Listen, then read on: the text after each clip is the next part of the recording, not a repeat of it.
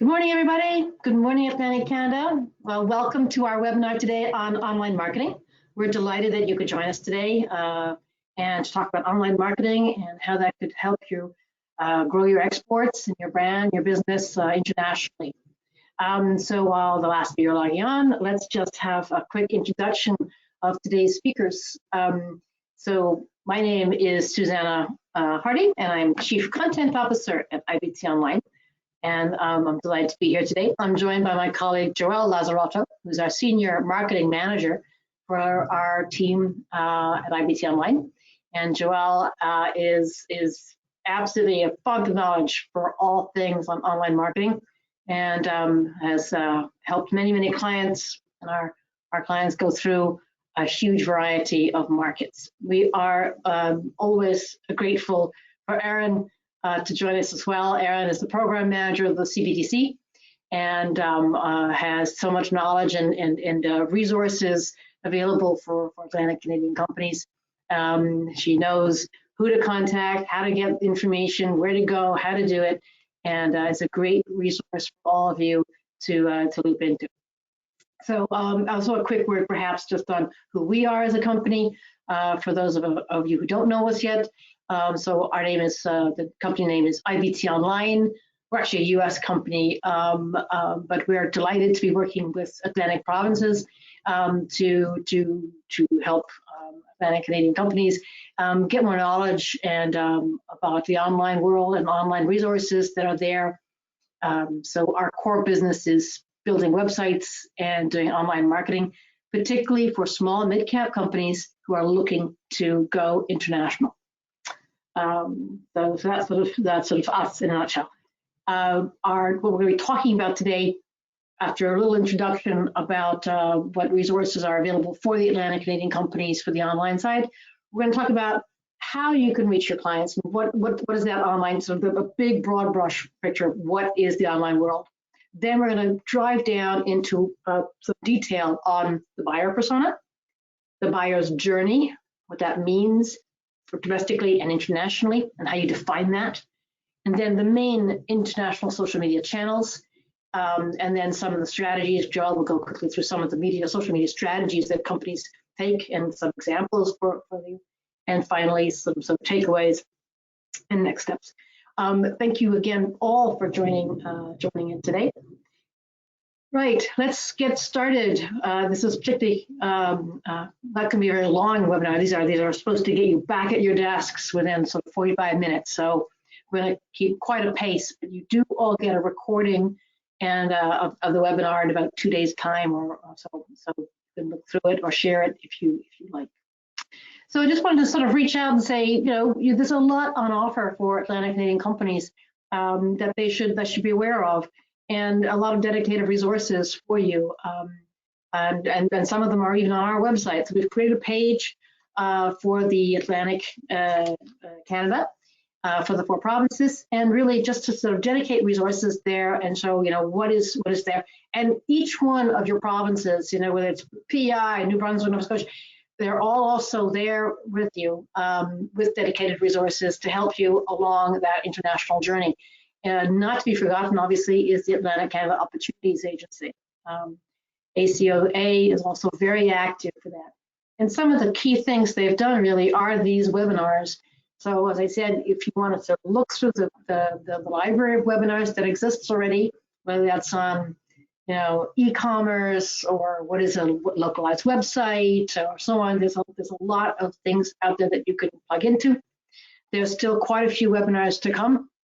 We're online in the USA, online in Japan, so there's lots more still to come. We've done a couple so far, and on Thursday I believe we're doing online in Europe, next week online in the USA, online in Japan, online in South Korea, and so on. So we do look forward to you seeing you all on those webinars or listening to them at your leisure. I'm going to turn over to Erin now just to say briefly a couple of words about the CBDC. Thanks so much, Susanna. I'm Erin Smith, and I'm the Executive Director of the Nova Scotia Association CBDCs. We're the delivery agent for this project that's hosting these webinars. And the funding support for this project is made possible through the Atlantic Trade and Investment Growth Agreement This is a partnership of ACOA and the 4 Atlantic provincial governments. Our goal is to equip you with the digital tools that you need to export online, and today we're going to be looking specifically at online marketing. So in addition to these webinars, there's many other programs and services that are available to help Atlantic Canadian exporters. I'd encourage you to reach out to your local ACOA person or provincial government folks to learn a little bit more about what they have to offer. We'll have a slide at the end that will give you that contact information. You're also welcome to reach out to me, and I can help find out who that is you should be talking to and make that connection for you. So enjoy the webinar today. Thank you. Thank you, Erin. And just sort of repeating this, we'll go a slide at the end with the telephone numbers and email addresses of all the provinces and ACOA as well. But really, just reinforcing the message, there's a lot of dedicated resources for you, particularly on the online side, and do take advantage of them. So first, let's do a sort of big, broad brush picture of the sort of online world. And I wanted to share this slide, I think, because I wanted to say, online tools are essentially, when it comes to websites, online marketing, are essentially about that 4th business priority. It's, you use your website and you use online marketing in order to generate leads and sales, build your brand. So it's the top line of your business that you're really looking to expand when you're going online, is building brand awareness. That's why people do have these things. And the primary function of the online marketing and of your website is to generate business of a top line. Many of you have already seen these slides, so I'll go through them very quickly. Just wanted to recap a little bit. This is in October 2020. This is sort of a snapshot of the world at that time. It's actually increased even more since then. 60% of the world's population, that's 4.7 billion people, are online. They're online for 7 hours a day on average. So I think that's such a stunning statistic. 7 hours a day, 4.6 billion people, 4.7 billion people, 60% of the world population. And obviously with COVID, it grew a lot last year. It was up over 7% last year. And at the moment shows little sign of, as far as we can tell, in the first quarter, the beginning of the first quarter of 2021 shows no sign of slowing. So, some of the growth figures I said for internet up 7%, for social media, it's up 12.5%, 12.3%. So, really very, very strong growth on that as well. So to be really watched on this. And I think that's, social media, what is that about? It's about communicating. And Jarrell will go on a bit more about this, but it's really about the communication of it. And I think there's a couple of things I wanted to point out for this. If I said 4.14 billion people are on social media, 4 billion of them are using it with their mobile phone. And so that's not just, your teenage kids, that's also a lot of the way that the world does business. They'll look on social media for things and they'll do that on their phone rather than their, so it's one of the key things to be aware of when you're looking at your social media strategy. The other point is it really is, social media really is a global phenomenon. So this is a terrible graph, you can hardly see it, but the white bar is the worldwide average. The average is 51% on social media. Canada's kind of right in the middle of that bar at 66%. There's a whole bunch of countries, way above Canada, including Japan, Vietnam, Denmark, the USA, and then there's countries like, the UAE or Taiwan, South Korea, the Southeast Asia areas. They're all up in the 80%. So 80% of their population is using social media. And I think what's important is that most of those countries, particularly the ones on the far side, far left of this graph, are using social media in a very, very proactive way, also for business. So, it's very much a business-orientated social media as well. So I guess I just want to sort of, say this is good news for you. For as an Atlantic Canadian company, you might sometimes feel like you're out there in the Atlantic. You are incredibly plugged in because the world is online. And that means that's good news for you. It means you know where your clients are, you know where your prospects are, you know how to reach them everywhere in the world. globally, you know how to reach your prospects. They're all online. So you can reach them, connect with them, discuss things with them, be understood, and begin to build that journey of trust that is needed for the buyer's journey to be successful. So to be able to build that trust by being understood and being found, especially in a localized way. So the last little sort of bar chart I wanted to leave you with is social media is very often characterized as sort of very much a B2C, business to consumer activity. It's not. I want to share that graph with you. It just says, social media channels used for B2B research. YouTube, which is essentially a search engine. Think of YouTube as a search engine. Over 50% of companies, B2B companies, do research on YouTube for for things that they want. I need a new supplier of. I'm trying to find a new part, a new piece, whatever. They'll go on YouTube. They'll go on Facebook, WhatsApp. They'll go on Instagram. They will search through social media. And social media really is also an amazing way to level a playing field. The example I always give is there's this a company that makes a hair product. They're like a mom and pop operation, and I think it was in October, November last year, I noticed that they were on the same level as Christian Dior hair care. The hair products for Dior. Which was amazing. So how can we have these two companies, one with sort of $100 million worth of social media advertising, the other with sort of virtually doing it on their kitchen table, and they were able to go viral and have a huge effect. So social media is a way also to level the playing field for small mid-cap companies.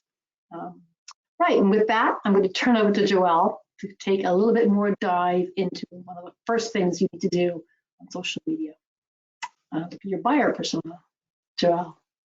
Excellent. Thank you very much, Susanna, and good morning, everyone. Thank you for joining us today. Perfect. So I'll dive a little bit deeper into the social media marketing and the strategy. But first thing first, one of the most important parts of your strategy, and really a part that you really need to get right from the beginning, is defining your buyer persona. If you try to accelerate your sales process without knowing who you're selling to, who you're trying to reach, you might just accelerate into a dead end. So as HubSpot defines it, a buyer persona is a semi-fictional representation of your ideal customer, which is based on market research and real data about your existing customers. So defining your buyer persona is really important. This will allow you to make sure you're always reaching the right person at the right time with the right message. And talking about social media on the right platform, which will then save yourself a ton of time and resources. A buyer persona helps you determine who your ideal customer is, and understanding who you want to reach will guide you in a variety of ways, from choosing the right social media platform to creating the best mix of content to share with them, to being able to target advertising to the right audiences if you wanted to go into paid marketing. So when you think about who your buyer persona would be, you can start by thinking about what language do they speak, their age, where they live, their income, what they buy, and much more. But how do you figure this out? How do you start? Well, one of the most important parts of really the thing that you need to think about when you define your buyer persona is to look at your ideal corporate profile. This will help you define your buyer persona. So how do they differ? Your buyer persona is not the same as your ideal customer profile. Think of it as a category, and you need to go a little bit deeper to a subcategory. So your ideal corporate profile and the buyer persona are different, but they're linked. So you could have an ideal corporate profile that has a few personas that your marketing team then can create content for, and your sales team will then feel comfortable speaking to. So for example, think of a B2B in advanced manufacturing, for example. The CEO will take the ultimate decision, but this will be based on line-specific engineers, the head of sales, the head of marketing, the research analyst, and each of them have their own problem they're trying to solve within the business and their responsibility. So if you're B2B sales, your ideal customer profile will define which companies are a good fit for your product offering. And your buyer persona will define the people in those companies who you need to work with to get to that final decision-making process. So each persona fits in the ideal customer profile, and each buyer persona will have specific questions, concerns, and role within this customer ideal profiles. What is important to note, however, is how your international buyer persona can and will most likely differ from your domestic persona, especially in times like these. So on the next slides, we have a few questions you should ask yourself. Are there multiple buyer persona for my export market? How do they find me? What do they care about? And here we really just wanted to provide an example from L'Oreal. We're all familiar with the brand, and they are frequently cited for how spot on they are with their international marketing. So this is an example of a few months ago, and if you look at this picture and the text, this is L'Oreal reassuring the US stylists that they're trying to support them while we're all socially distancing, and the majority of the stylists were either closed or really trying to work on a different scale in a different way. In Australia, however, the message was totally different. There was no mention of COVID-19, but instead the focus was really on the climate. And this was most likely due to the horrible fires Australia suffered just a few months before. And that is what mattered to the buyer persona in Australia then. And one more example, in the last example, L'Oreal is here demonstrating to its Brazilian consumers that they're doing the part to help people of Brazil stay safe by producing hand sanitizer, which is a product they wouldn't normally produce. So this is just goes to show that each buyer persona is clearly different, and the messaging is respectful to that. Perfect. So we've gone a little bit over the buyer persona. Now you have it defined, you can start figuring out what the buyer journey looks like. The buyer's journey is the active research process everyone goes through leading up to a purchase. So it's a fundamental part of your marketing and social media strategy, because it will give you a framework you can use to understand your buyer's needs and then provide the information they need to reach their goals. Every interaction your persona has with your business should be tailored to where they are in the buyer's journey. So for example, every potential buyer is focused on identifying the problem or the awareness stage, understanding what option could alleviate or resolve the problem, the consideration stage, and lastly, comparing the top choices when they're ready to make a purchase, getting them to the decision stage. So remember, your buyer persona will differ across different markets. So that's why you need to localize your website and your social media strategy to make sure you're engaging with the local buyer persona in the way they want to be engaged with. And just to give you an example of everything that we've mentioned here in practice, I just wanted to share an example. Here we're using Facebook. This is a Facebook campaign that we have been running for a client of ours, and we were promoting the same content. In this case, it was a blog, similar imagery and messages, although of course localized and really staying relevant to our local audiences in Mexico and in the UK respectively. So if we look at the results for this specific post for the UK, we saw over 1,200 engagement, and we were super pleased with that. But then we switched over and we looked at Mexico, and wow, 20,000 odd engagements. So if we stopped our analysis at this level, we could easily infer that our campaign in Mexico worked much better than the one we run in the UK. But that is not necessarily the case. In the next slides here, we can see how really, if we look at, we can see the engagements. If you look at the sessions and the users, the red and the blue, you can really see what the difference is for Mexico versus the UK, which is what we saw in the post. But what about lead generation? What about that return on investment and those sales? So if we look closer, we can see that the UK and Mexico are much more similar if we're looking at lead generation, which is reflected in the green and the yellow bars on the two charts. And this showed the number of times people have actually clicked on where can I buy, finding a distributor, or how to use the specific product. So from here, we can see that the Mexican buyer persona engages more easily than our British customers, but then lead generation and actual sales is about the same. So this really goes to understand how do you read the results and how you know you need to engage a much higher volume of Mexican consumers to be able to get the same level of conversions that you are for the UK. So it's all about building your campaigns for the specific market and being able to then interpret the data accordingly. Wow, thank you very much, back. Joelle. That was a great example, also defining a buyer persona, the buyer's journey, and the variance you can get in the different markets, which is so important to understand when you're doing international online marketing. We wanted to sort of give also just a very quick overview of some of the big international social media channels. And obviously, for social media marketing, it's really important to choose the right channels. Obviously, huge benefits. It's a very, very effective, very fast way, and therefore cost-effective way to reach out and engage with your prospects, social media marketing.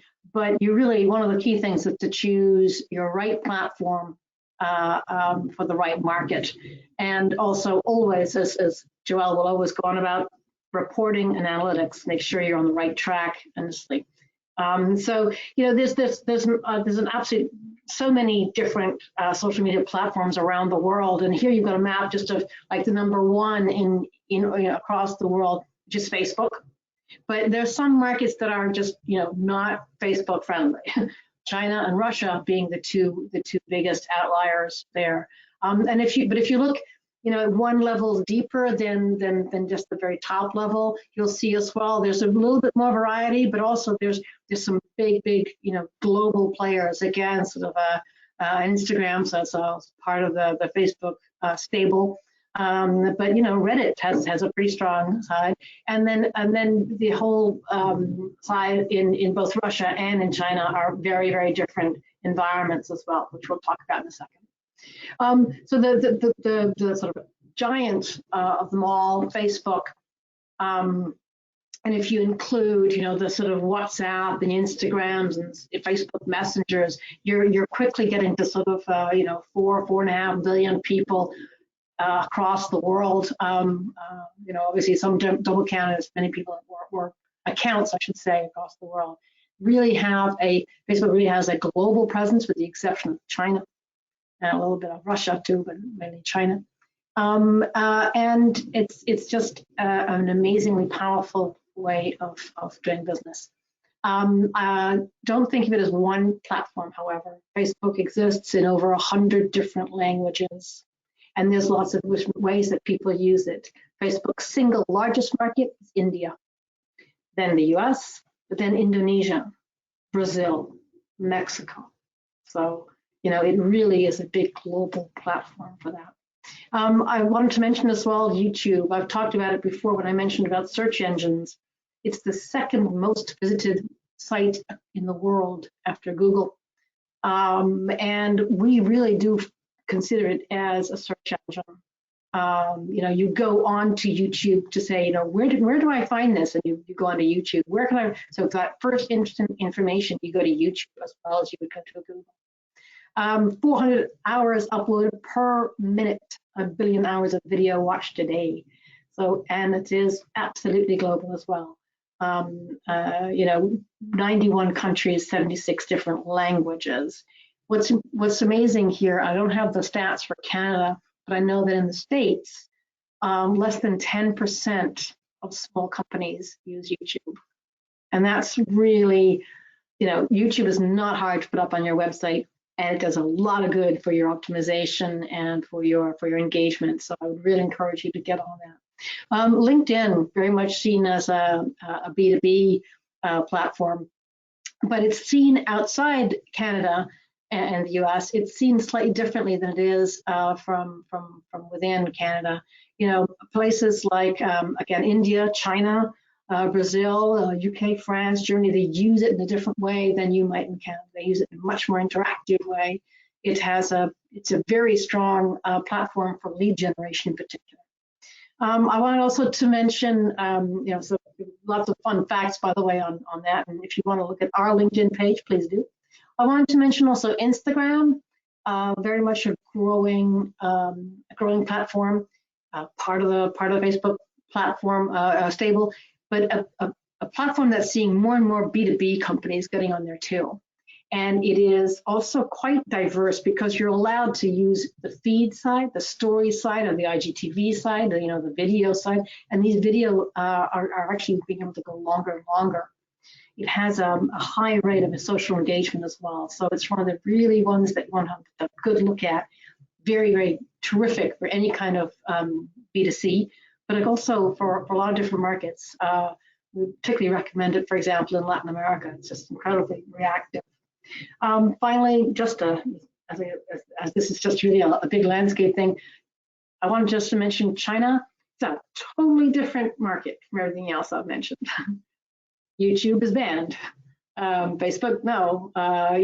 So you have to engage. Great Firewall with China. You have to engage with China-only environment. So the WeChat, Youku, Weibo, Bilibili, Douyin, all of those ones are the ones to engage in. There aren't really direct comparisons, but if you're looking for a vague comparison, the comparison with a YouTube would probably be Youku for most companies. That fits most companies, certainly B2B companies. The ultimate goal is to get a WeChat account because that gets you into your consumer and your end client. And the path to get there is to build brand awareness through Weibo. So it's a complicated one, very lucrative if you get there, big investment. We've got a separate webinar on China. And then let's go back to Joelle and talk about global social media strategies, big strategies you're going to look at. Excellent. Thank you very much, Susanna. Perfect. So what I wanted to start with is an example, just really driving into the world of social media. Here is an example of a localized blog post that we run for Bullman products. So the buyer persona, I just really wanted to drive back to that. Here is clearly defined. You can see it in action. Actually, it's drilled down to quite a fine level. We're not just trying to reach teachers, but we're looking for primary school teachers. So Bullman sells to art suppliers, and they want to generate interest in the products in the end client, so the teacher who uses the product in the classroom. And this is what we mean by when we say one of the objectives was, to drive a top funnel traffic through social media to the website and create an interest and brand awareness. So the blog was used in the UK market, but was especially targeted and localized for the German market, where Easter is a big event with traditions of egg painting and loads of other crafts, especially for kids. So what's also really important to note in this example is that there is a clearly defined objective for the post.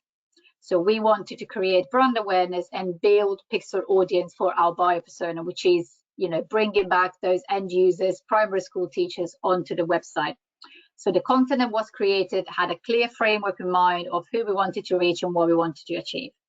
So these are examples of companies using the localized websites and online marketing to generate leads and drive forward their business.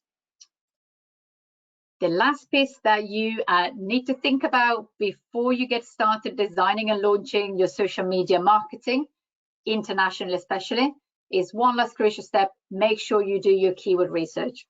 If you've been attending one of our webinars, we always talk about keyword research for website localization, but for social media is just as important. So this is a quick example of why doing and periodically reviewing, unfortunately, your keyword research is key. So here we can see how you need to make sure that you use the same language and the exact same language as your target audience is using when they're searching or when they're looking through social media, if you want to be easily identified for people to engage. So here, for example, if you were running social media campaigns targeted at Brazil, if you use the keyword trem to talk about train in Brazil, you'd engage and you'd resonate with 95% of your market. If you were to take the same post and then target it to Portugal, for example, then you would lose nearly 98%. People might still understand you, but it wouldn't feel native, it wouldn't flow with them, and you might lose that engagement. So as we've mentioned before, using this native-like language will help you in building brand trust, which is ever so important, as your content will feel local, relevant, genuine, and really creates a good local user experience. And by doing so, you increase your engagement and really you boost your brand lift, as the user won't think about your post as a spam or as an ad. It will feel natural, it will flow. There is one more crucial piece of the social media promotion puzzle, which is aligning your social strategy to your business goals. When you design your marketing strategy, it's important to always be aligned with the overall business strategy. This will also give you the starting point to decide what you want to achieve, and consequently how you're going to monitor this, or what metrics should you really focus on. As with your business goals, you want to make sure your social media goals are SMART, so specific, measurable, achievable, relevant, and timely. And here I've just provided some example. Again, looking at Facebook, for example, you can really see how within one singular platform, you can already tailor your activities to the goal and the overall objectives of your business. And once you have then set your objectives, you can then define what success would mean to you and how you'll be able to measure it. So measuring success and measuring return on investment is key to any strategy to make sure that it's working hard for you. Remember, obviously, to make these goals realistic. For international markets, it can be especially important as you build up brand recognition and the trust that is so needed in that buyer journey we talked about earlier. So before you can start designing and launching your social media strategy, you need to think about your goals, and this will then inform what metrics are important to you, and those are the ones you should really be focusing on. Once this is set up, don't forget to keep an eye on them, analyze the results, and if needed, make changes. Especially during these times of change, how people are looking for information or finding information might be different. So keep an eye on your on what you're trying to achieve to make sure you always get the best results out of your campaigns. I thought before diving into a few more examples, it would be helpful just to remind ourselves of what organic really means. I've talked about organic social media and paid means. So organic means unpaid. Organic is not limited to search engine optimization, and like search engines like Google will rank your website and how easily is it to find from searches. But you can also have organic social media posting, and this should be a very important part of your strategy. And really, this is because it will help you to build up your credibility and brand authority over time, and really make sure that you engage your organic users that have engaged and liked and shared content on your page. Traditionally, inbound marketeers have avoided paid media as it's been viewed as more of an outbound method for marketing. But with social media ads and tools like HubSpot ads, it's becoming far more common for the two to actually work together. Realistically, it takes 3 to 6 months to start gathering a community of organic followers if you were to launch a new international page or start targeting a specific market. So most people just don't really want to wait that long. Paid social media advertising can help you get visitors to your website today, as well as engage with your current page and build that community of like-minded people, and really speeds up the process of understanding what works and what doesn't work for you. So if you're weighing out the pro and cons of organic versus paid, I'd suggest you sit down with your team and examine your timeline and your budget. If you're looking for the quickest result, paid will help. But if you're looking for the most cost-effective results, and especially for the longer-term results, the answer becomes a little bit less clear-cut. While organic posting is more cost-effective in the long term, with the right tweaking to your campaigns and attention to your landing page optimization, paid ads can be very cost-effective as well. We actually recommend a combination of organic and paid. The one really will help boost and support the other. And here we have an example from one of our clients, really just to show how organic and paid. And here we have also Facebook campaigns running both organically and promoted, as well as Google advertising and search engine advertising, search engine organically. And here is really clear to see how they work in symbiosis to help your brand gain share of voice and visibility whilst building that organic following and trust. So if we look at this example, by working across channels, they doubled their impression share of 12 months, reaching nearly 3 million views per month. And you can really see how paid and organic have worked together to allow the organic reach to really spike towards the end of the 12th month as well. Perfect. So here we go. Now we have identified a platform. We know who your buyer persona is. We've got goals and KPIs set. It's time to start posting. On the next slide, I want to start talking about content mapping. So as for every marketing channel, social media requires a structured approach to ensure that you're always reaching the right people with the right message at the right time. So with a solid strategy, each piece of content you might already have on your website will have a specific purpose and a target audience. People use the internet to conduct research, discover information on a variety of topics, and discover new brands. So be sure to use your website content as an opportunity to educate prospects about trends and common questions in the industries. And for those that are a little bit further down the buyer journey, then you can inform them about your company, your processes, and your services. Social media is a fantastic place for you to give your content visibility and use it to attract more users to your pages, more users to your website, helping them go through that journey. So linking this back to what I was talking about a little bit earlier when we looked at your buyer persona and how everyone follows the same buyer's journey or the same structure. Here you can really align your content with the 3 different stages of the buyer's journey.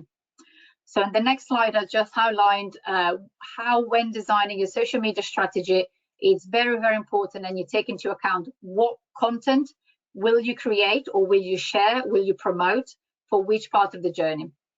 So remember, the content doesn't have to directly tie back to one of your products or services, especially at the beginning. Your audience will appreciate the helpful information, but more importantly, they'll quickly embrace a good relationship with your brand. And when it comes time to make a purchase, you will be top of mind as the trusted partners they've been following all along. So just as different topics work for the 3 different stages of the customer journey, so does the type of content your audience will like to use. Perfect. Lastly, right, you've got identified what content you already have. You might be even, you might know what new content, where the gaps are and what you need to create. The big question now is, how do you use it? We always find that having a content calendar, and this could look at a year ahead, a quarter, a month, whatever timeline suits your business model or your sales cycle, will help you structure your thoughts and make sure the delivery of your content strategy is coherent. When organizing content calendars for an international audience, there are a couple of extra questions you need to ask yourselves. So what platform are my audiences using? Are they on Facebook? Are they on LinkedIn? Do they engage on Instagram? Who am I trying to reach with this specific post, piece of content? What part of the journey is my buyer persona in? And what exactly do you want them to do next? Do you want them to like your page? Do you want them to submit a form? This will be influenced by the kind of content that you share with them. So now you'll be asking yourself, do I need to do this for each of my social media accounts? Well, that really depends again on where your buyer's journey is at that specific point in time. Perfect. Okay. I'm conscious of time. I just wanted to wrap up what we've discussed so far before I hand over to Susanna again. Social media is, again, a fantastic space to build relationships. And as I've mentioned a couple of times, trust with your prospects and why not your current customers as well. So if you're active on social media, make sure you engage with your followers. Invite them to like your page, but most importantly, answer any comments, any mentions. Social media listening can be a very powerful tool in engaging your followers and bringing your business forward. Joelle, thank you very much indeed. All you need to know on international online marketing in 20 minutes. A whirlwind tour, but a lot of information in there. And as I said, you will be getting a recording of this as well, so you can take your time. We wanted to sort of condense everything, sort of takeaway, conclusions, and so on. Conclusion number 1, just that reminder, the world's online. You need to be online to connect to the world. But don't take it as a challenge, take it as an opportunity. It's a great way to grow your business internationally, to connect with your prospects, generate leads, and get brand awareness over time for sustainable growth. Putting all the things, so many of the things that Joel was talking about onto one slide. Here's your sort of online marketing best practices slide with the 7 top things to go on to as well. Knowing your buyer persona, knowing your buyer's journey, choosing the right platform, setting your goals, answering all comments, learning, reflecting, adjusting it, and as Joelle always says, don't stop. There is a lead time, takes some months, and there is a snowball effect. There's a real cumulative effect as well. Just a reminder also about all these dedicated resources that you can find also on our website, and all the many webinars that are there for you to download and listen to or participate in, and share. I hope you find them useful. And then here are some of the big the organizations across the provinces, from Nova Scotia, New Brunswick, PEI, Newfoundland, Labrador, and the ACOA as well. Telephone numbers, contacts, emails, and of course also Erin as well. Reach out to your local organization, reach out to Innovation PEI or Opportunity in New Brunswick, and if you've got questions, and if you want more information on these things, as I said, all of the provinces have some resources. And next steps: check out the webinars, sign up, get your teams together, sit down and say, where do we see ourselves online? How do we do all this? And then please, get in touch with us. Get in touch with Erin. Oh, where's Joelle gone? Hold on, I'll see if I can get Joelle in there too. There you go, Joelle as well. I've run slightly over time, but I do see that there's a couple of questions. We're going to answer 2 or 3. Joelle, just sorry if you have a minute. So rare to get questions. I thought I would hop in on the questions. Joelle, you talked about keywords. How often do I have to change the keywords? How often do I have to revise keywords? I'd say ideally once a quarter. Every 6 months is ideal. I know that no one, is always time is always difficult to find time to do these kind of things, but it's very, very important. It's really key to make sure that your engagement is at top level. So I'd say at least twice a year, if not once every quarter, if possible. And then the other one that's come in, and I know that this is one we saw actually last time as well, and interesting, is when you talk about 101 Facebooks, does that mean I need all different Facebook pages for each international market? The good answer is not necessarily, but this again, it will depend on your strategy, it will depend on where your buyer persona is. There are some markets that engage with a more general page, and it really depends on how specific you want to be. For example, Mexico versus a Latin American page for Spanish speakers. These will really depend on your goals, your buyer persona, and your business strategy overall. Okay, fantastic. Thank you all so much for attending, for joining us today. We hope you found it useful. Erin, as always, thank you for joining us, for organizing it, for supporting Atlantic Canadian companies, and for being there as a resource for the CBDCs. Joelle, many thanks for being such a terrific explainer on online international marketing and a resource for all of us. Thank you all so much. We hope to see you at the next webinar. Keep on trading, stay well, stay safe, and see you all soon. Thank you. Bye-bye.